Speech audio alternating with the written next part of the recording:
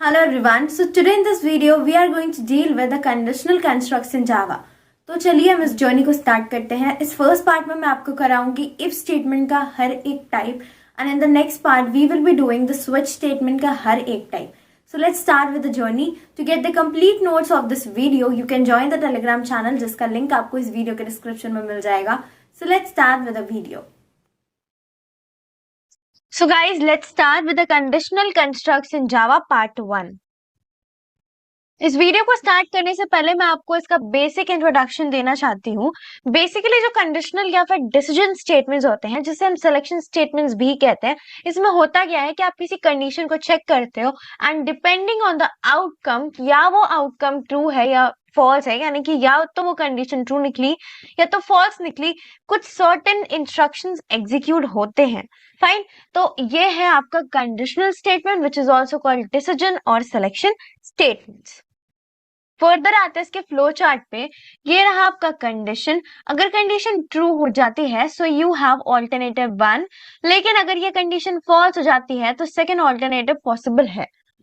अब इसके कुछ फॉर्म्स की बात करें तो दो फॉर्म्स होते हैं इसके. एक होता है if statement and the next one is switch statement, जिसको फर्दर हम आगे नेक्स्ट पार्ट में करेंगे. तो इफ पार्ट को हम इस वीडियो में कवर करने वाले हैं. फाइन. तो इसमें आपको बेसिकली दो ऑल्टरनेटिव्स के बीच में से चॉइस करनी होती है, लेकिन जो स्विच स्टेटमेंट है इसमें आपको मल्टीपल ऑल्टरनेटिव्स के बीच में चॉइस करनी होती है. तो जो इफ स्टेटमेंट है ये simplest of all the conditional statements होती है, जो कि एक पर्टिकुलर कंडीशन चेक करता है. अगर कंडीशन ट्रू होती है, देखो ये फ्लो चार्ट, अगर ये कंडीशन ट्रू हुई तो कुछ स्टेटमेंट ब्लॉक एग्जीक्यूट होगा, लेकिन अगर ये कंडीशन फॉल्स जाती है तो कुछ भी एग्जीक्यूट नहीं होगा. This is your if statement. इसका सिंपल सा सिंटेक्स होता है.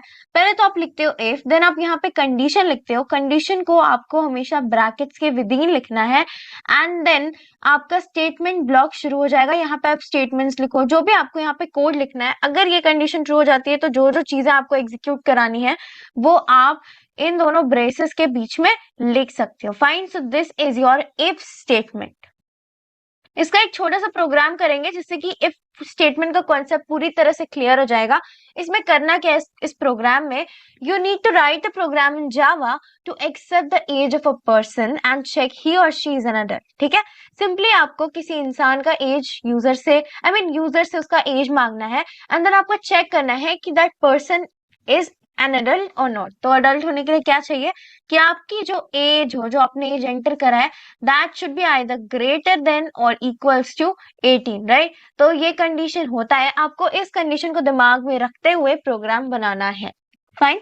सबसे पहले यूजर ने कहा है एक्सेप्ट, दैट मीन्स आपको यूजर से रीड करानी है वैल्यू. तो आप सिंपली यहाँ पे स्कैनर क्लास की मदद से वैल्यू यूजर से ले सकते हो. Import java.util.scanner. This package is used in order to use the scanner class in your program. Then you can write up the code. You can start writing with the class. ठीक है. तो class का यहाँ पे class का नाम मैंने practice रखा है.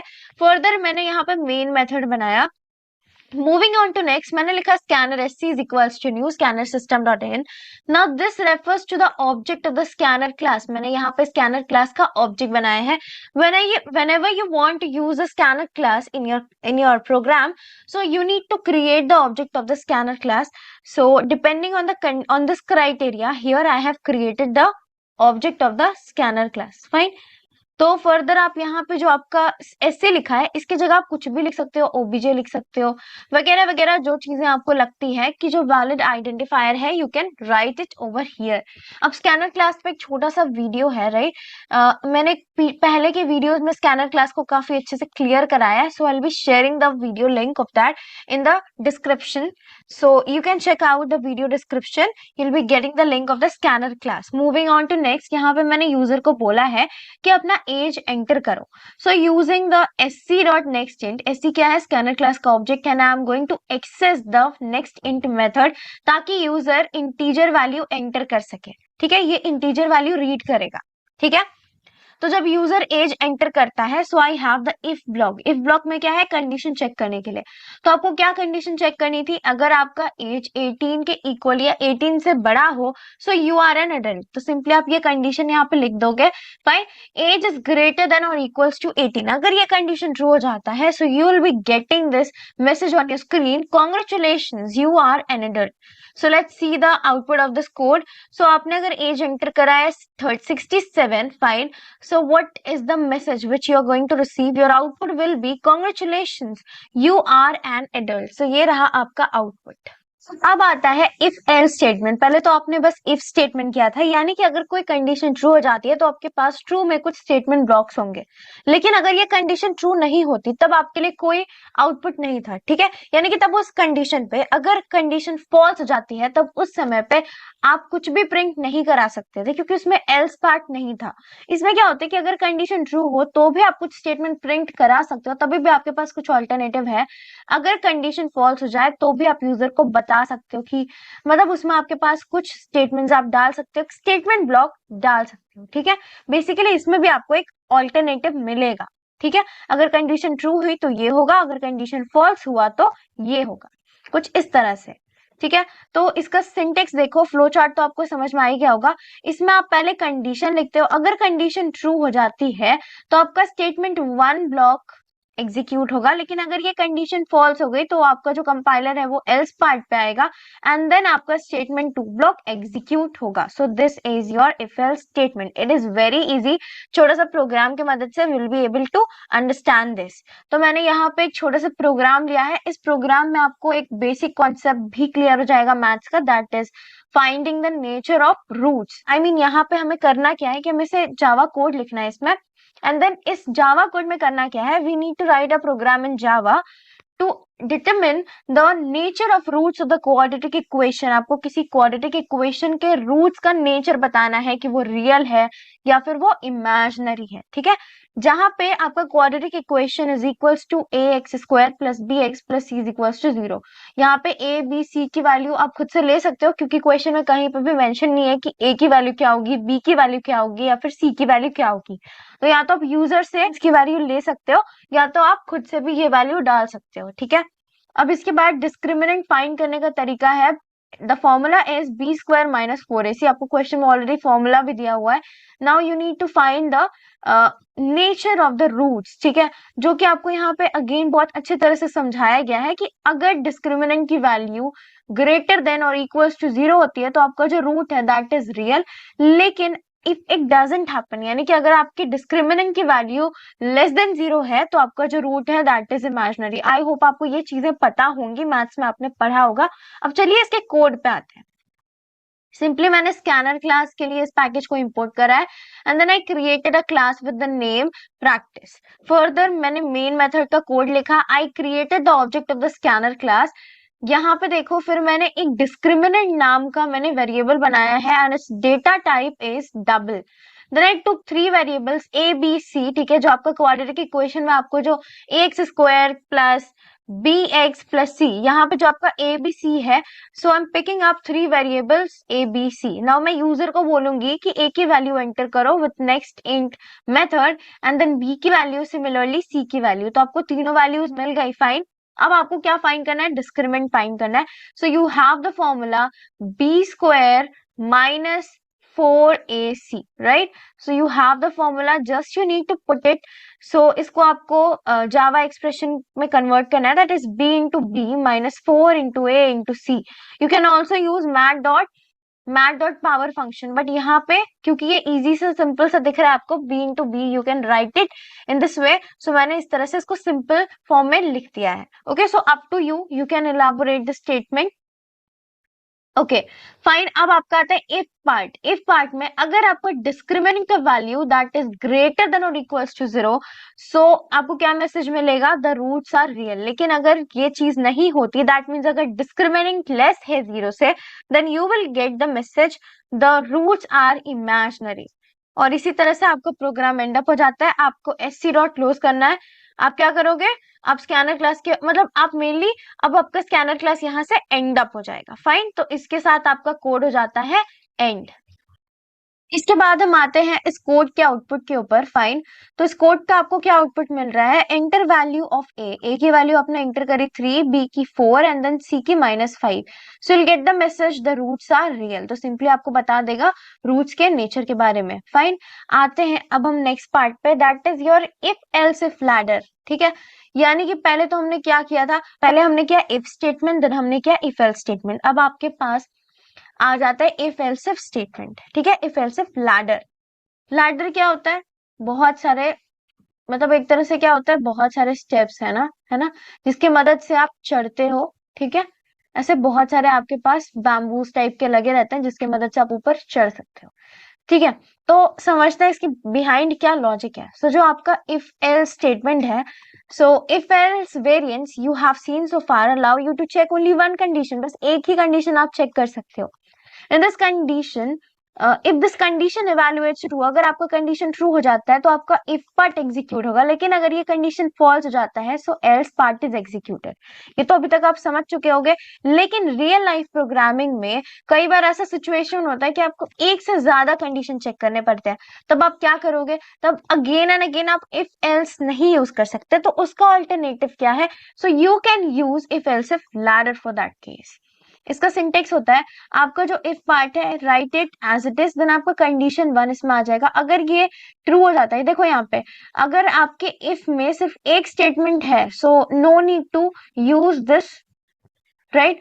तो आप ब्रेसेस का इस्तेमाल नहीं करोगे तो भी आपका सिंटेक्स गलत नहीं होगा। लेकिन अगर आप बहुत सारे स्टेटमेंट्स लिख रहे हो, ठीक है, इफ के अंदर, जैसे कि system dot out dot println, फिर again system dot out dot println, तो वेरियस स्टेटमेंट्स है, तो उस कंडीशन में आप ब्रेसेस का इस्तेमाल करोगे। लेकिन अगर सिर्फ एक ही स्टेटमेंट है, so you can use, you need not right the brace here. ठीक है, मैंने बस इतना चीज समझाया आपको। अब इसमें जो आपका कंडीशन अगर वो ट्रू हो गया, so you will be able to execute the statement 1। लेकिन अगर ये कंडीशन नहीं होता true, so then you will come to the else if part. Else if part में दूसरा कंडीशन है, अगर ये कंडीशन ट्रू हो जाती है तो आपका स्टेटमेंट 2 एग्जीक्यूट हो जाएगा। अगर ये भी कंडीशन ट्रू नहीं होती, सो अगेन आपका जो नेक्स्ट एल्स इफ पार्ट है, दैट इन दैट जो कंडीशन है वो चेक होगा। अगर वो कंडीशन भी ट्रू नहीं होती, then you will be moving on to the further else if parts. ठीक है, और अगर सारे के सारे एल्स इफ फॉल्स हो जाते हैं, यानी कि सारे के सारे कंडीशंस अगर फॉल्स हो गए, so you will be able to execute the else part. ठीक है, लेकिन अगर इसमें से कोई भी एल्स इफ पार्ट अगर ट्रू हो जाता है, तो वहीं पे जो स्टेटमेंट है उसका जो पार्ट है that will be executed for sure. ठीक है, तो इसमें आपकी मर्जी, आप कितने एल्स इफ यूज करना चाहते हो। सिर्फ एक यूज करना चाहते हो, दैट मीन्स आपको सिर्फ 2 ही कंडीशन चेक करनी है, या 3 करनी है, या 4 करनी है, depending on you. There is no compulsion to use 10, 14, 15 else if part. तो अभी तक हमने सिंटेक्स देख लिया और इसका डेफिनेशन देख लिया। तो चलिए अब हम इफ एल्स इफ लैडर का एक छोटा सा प्रोग्राम करते हैं जिससे कि पूरा कॉन्सेप्ट क्लियर हो जाए। Write a program in Java to accept the marks of 5 subjects of a student. किसी स्टूडेंट का आपको मार्क्स इनपुट कराना है 5 सब्जेक्ट्स के, ठीक है, यूजर से, and print the percentage obtained, और साथ साथ आपको कितना परसेंटेज उस बच्चे को आया है आपको वो भी प्रिंट कराना है।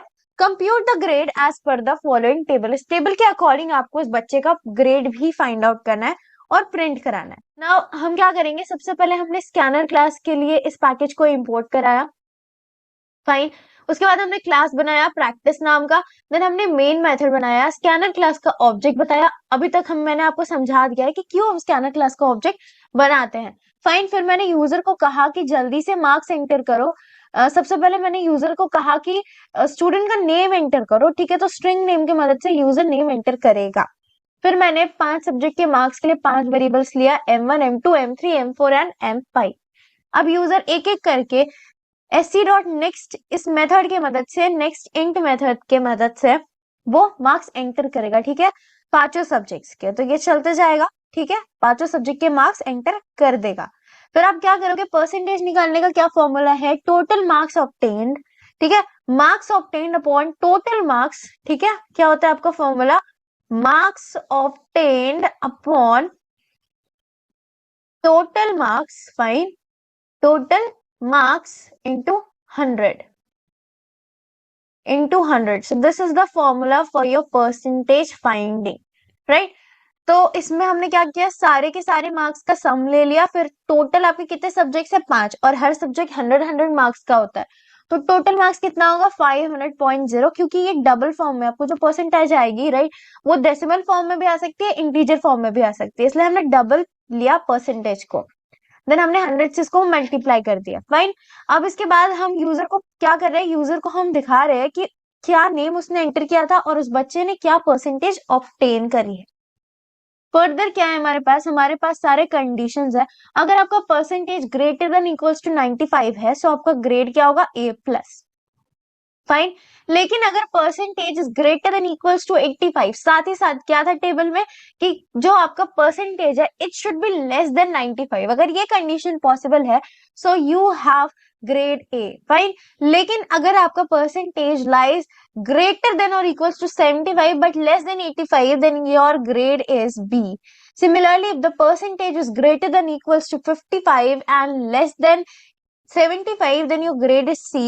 Lastly, आपके पास क्या है, अगर आपका percentage greater than equals to 40 है but it should be less than 55, then you have received D grade. Lastly, अगर इसमें से कोई भी कंडीशन पॉसिबल नहीं होता, यानी कि अगर आपका जो परसेंटेज है if it is less than 40, then you have received E grade. So this is all about your program. Fine. तो इसका आउटपुट आप देख ही सकते हो। यूजर का नाम मैंने सपोज एंटर किया है खुशी, मैंने फर्स्ट सब्जेक्ट का मार्क्स एंटर किया 89, नेक्स्ट का 67, देन 89, देन 79 एंड लास्टली 55। तो खुशी ने कितना परसेंटेज ऑब्टेन किया है, she has obtain 75.8% and she has secured B grade. Fine. तो ये था आपका ये छोटा सा प्रोग्राम। आई होप आपका इफ एल्स इफ लैडर का कॉन्सेप्ट आप क्लियर हो गया होगा।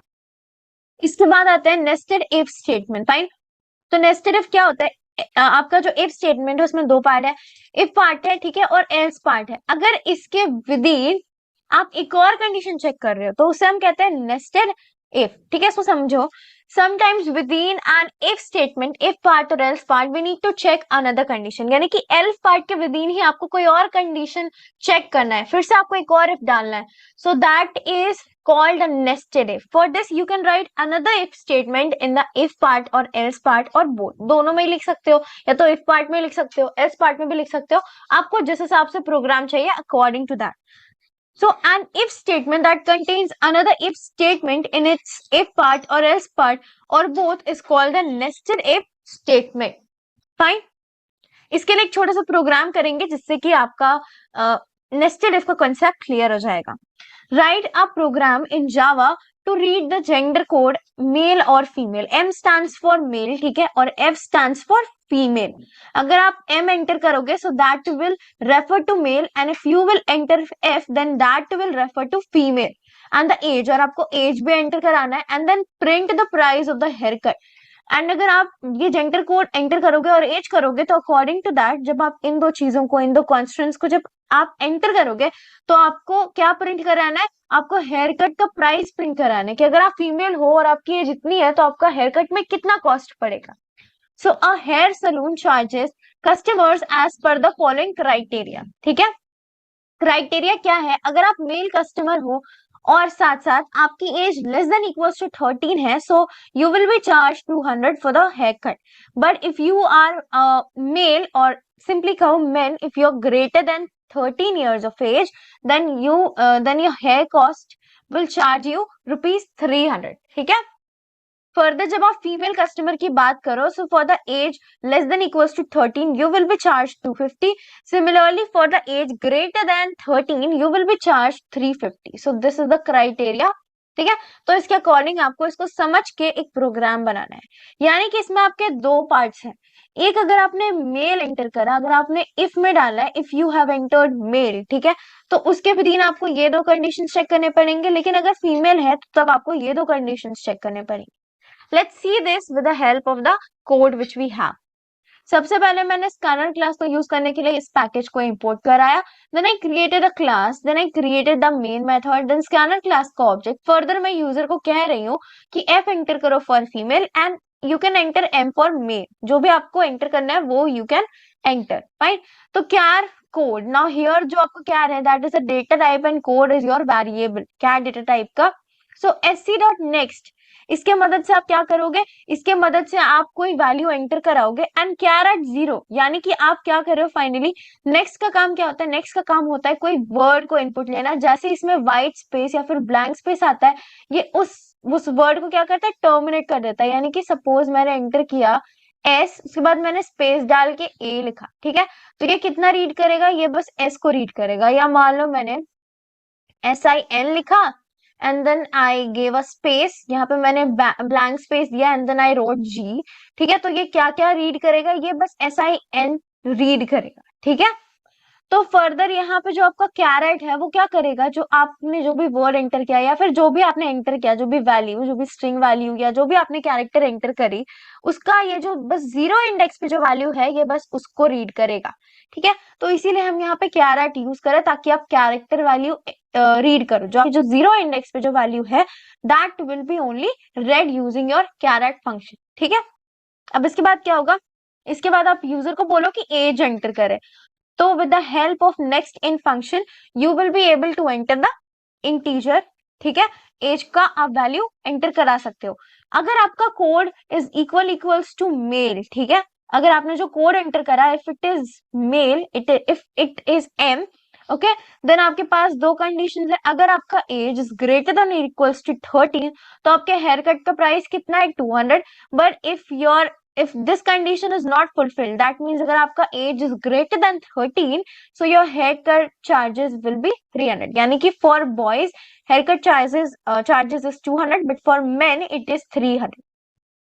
Similarly, else if part में अगर आपका code is equals to f, that is female, so अगर आपका age is less than equals to 13, so haircut charges will be 250। Similarly, अगर ये condition true नहीं होता, that is the age is greater than 13, so haircut charges for women will be 350। लेकिन अगर आपने कोई गलत कोड एंटर करा, that means if you haven't entered F or M, that means आपने कोई invalid code enter करा, for example if you have entered A or small m, okay, whatever be the case, तो आप simply else part पे आ जाओगे और else part में आपको क्या आउटपुट मिलेगा, you will get the output invalid code, ठीक है। तो इसके साथ हमारा प्रोग्राम हो जाता है खत्म। इसका आप यहाँ पे छोटा सा आउटपुट देख लो।